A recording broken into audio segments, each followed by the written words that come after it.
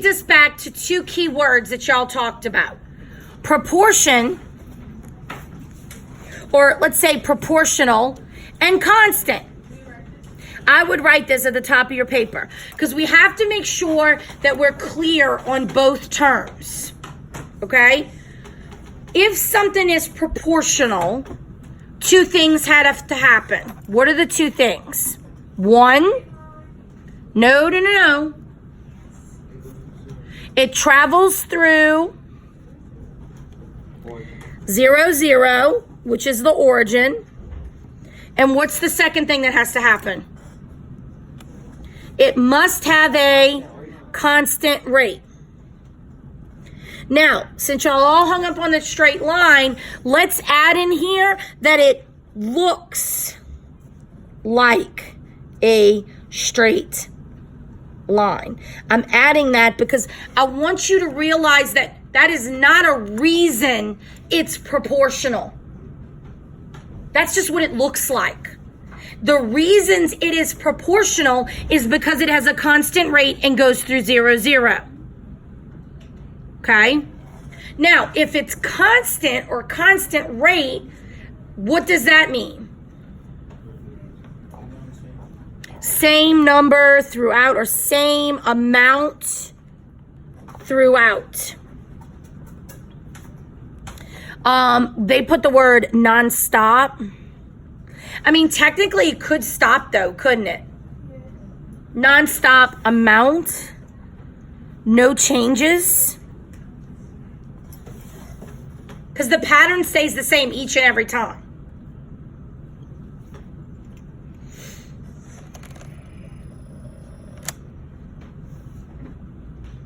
Okay, so here's our first scenario.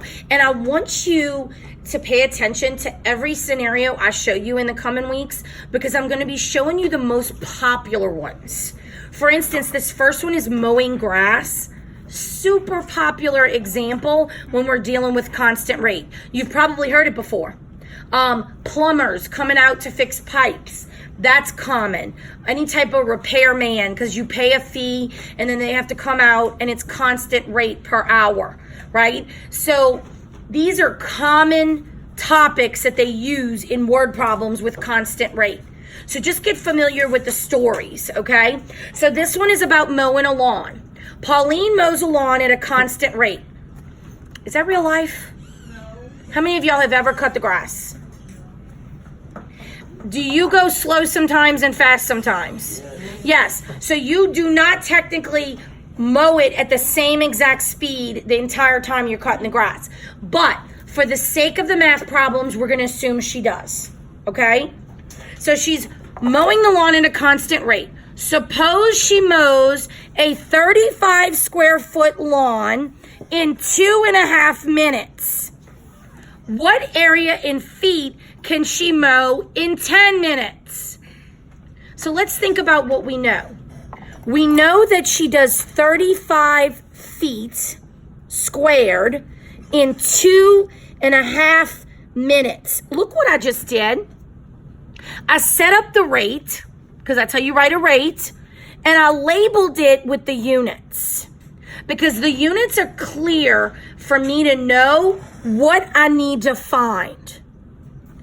I need to know how many feet squared that she will cut in 10 minutes. What did I just do? Set up an equation to help me solve. So I can technically go ahead and butterfly method and solve the proportion. So 35 times 10 equals 2.5x. 350 equals 2.5x. Divide by the 2.5. Check in your calculator. What do you get? 140 what?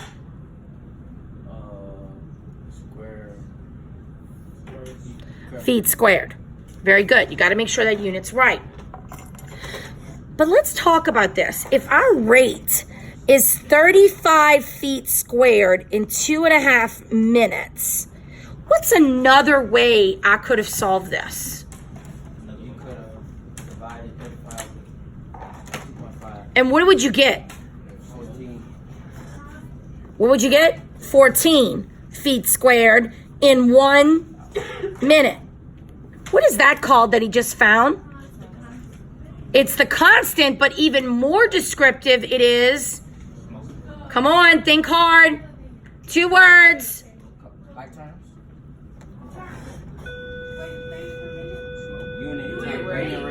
Remember the size, the cost, the price of 1. Now, I lean more to this method. I like knowing the cost, the size, the price of 1 when I'm doing this. So if he knows every minute how much grass is cut, can he figure out 10 minutes? Yeah, 14 times 10 and you get 140. So you can technically solve it either way. Here's my question for you. Is this a constant rate? No. Is 35 feet for every 2.5 minutes a constant rate? Yes, they gave that to me in the problem. Is this also a constant rate? Yes, it's just reduced. That's it. So now that we know how to get our constant rate, we need to be able to use a table. Now this is a 3-pronged table. As we are working through algebra, you're probably not going to sit and set up a 3-column table, okay? The middle column is only for you to do your work.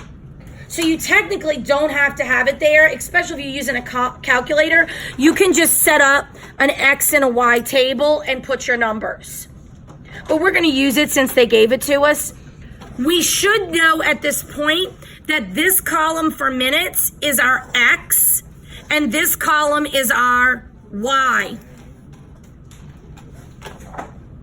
Now, remember the equation y'all told me? What was it? Y equals KX. Well, I've got an X and I've got a Y. Where do I get the K from? What is the K in this problem? 140. 14.